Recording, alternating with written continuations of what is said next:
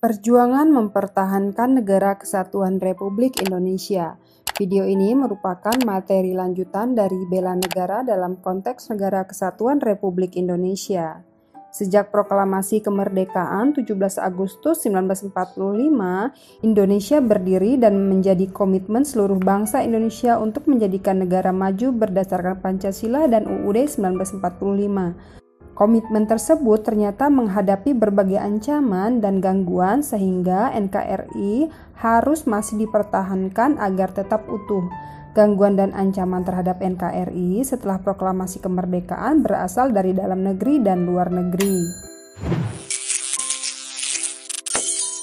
Di awal kemerdekaan, ancaman terhadap Indonesia itu sendiri adalah kedatangan Belanda ke Indonesia.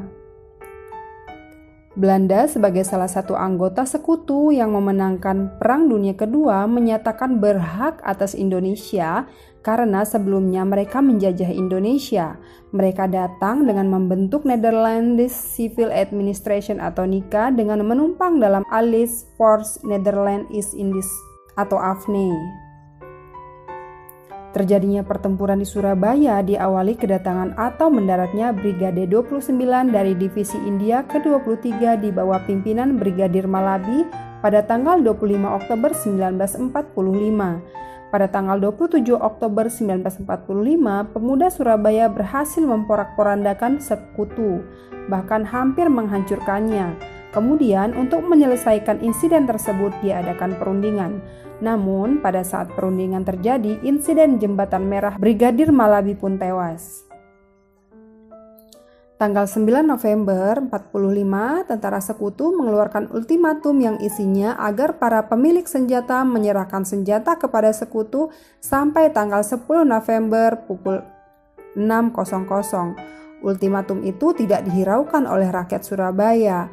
Akibatnya, pecahlah perang di Surabaya pada tanggal 10 November 1945. Pemuda Surabaya melakukan perlawanan dengan menyusun organisasi yang teratur di bawah komando Sungkono. Bung Tomo melalui radio pemberontakan mengobarkan semangat perlawanan pemuda Surabaya agar pantang menyerah kepada penjajah. Pertempuran ini merupakan pertempuran yang paling dahsyat yang menelan korban 15.000 orang. Peristiwa 10 November ini diperingati sebagai Hari Pahlawan oleh seluruh bangsa Indonesia. Perlawanan terhadap agresi militer Belanda ini yang pertama, agresi militer 1 dilaksanakan pada tanggal 21 Juli 1947 dengan menguasai daerah-daerah yang dikuasai oleh Republik Indonesia di Sumatera, Jawa Barat, Jawa Tengah, dan Jawa Timur.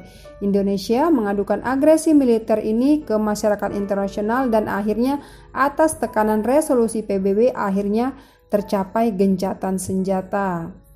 Agresi militer 2 dilakukan pada 19 Desember 1948 diawali serangan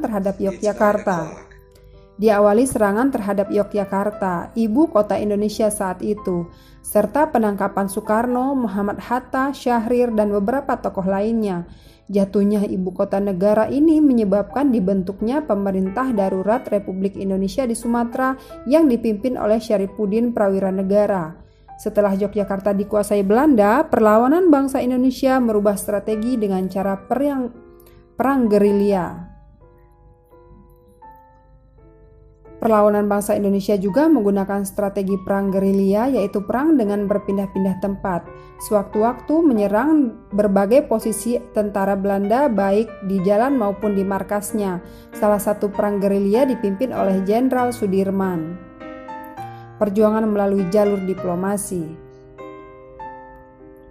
Yang pertama, Perjanjian Linggarjati, yakni suatu perundingan antara Indonesia dan Belanda di Linggarjati, Jawa Barat pada 10-15 November 1946 yang menghasilkan persetujuan mengenai status kemerdekaan Indonesia. Indonesia diwakili oleh Sultan Syahrir. Hasil perundingan terdiri dari 17 pasal. Yang pertama, Belanda mengakui secara de facto wilayah RI yaitu Jawa, Sumatera, dan Madura. Yang kedua, Belanda harus meninggalkan wilayah RI paling lambat 1 Januari 1949. Yang ketiga, pihak Belanda dan Indonesia sepakat membentuk Negara Republik Indonesia Serikat atau RIS Dalam bentuk RIS, Indonesia harus tergabung dalam Commonwealth atau Persemakmuran Indonesia Belanda dengan mahkota negeri Belanda sebagai kepala Uni. Berikutnya Perjanjian Renville.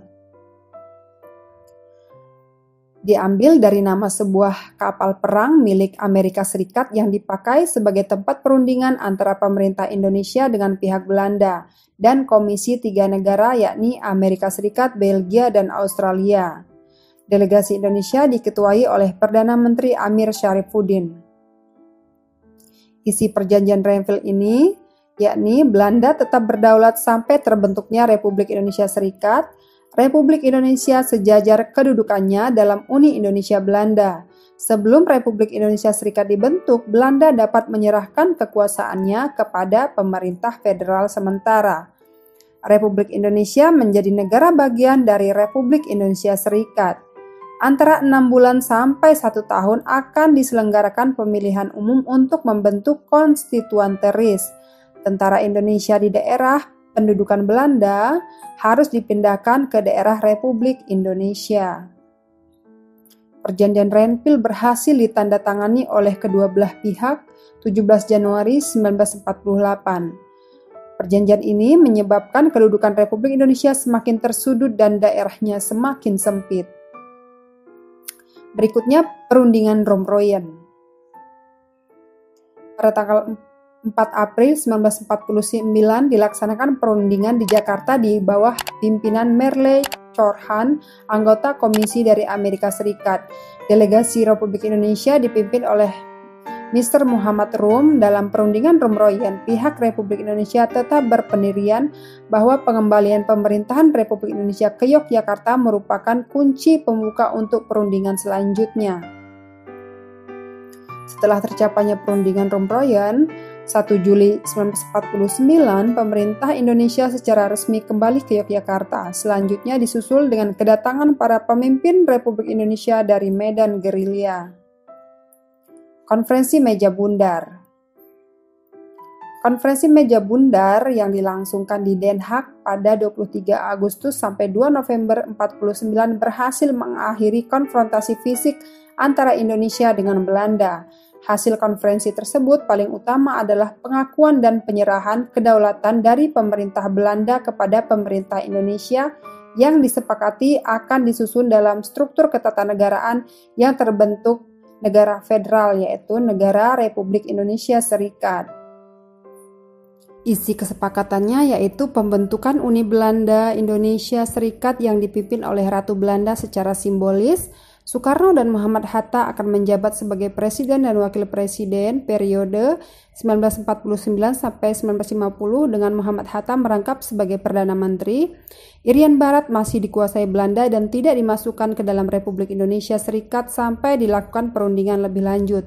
Pemerintah Indonesia harus menanggung hutang Hindia Belanda sebesar 4,3 miliar gulden. Demikian tadi materi tentang perjuangan mempertahankan Indonesia. Saya Fitriani, terima kasih.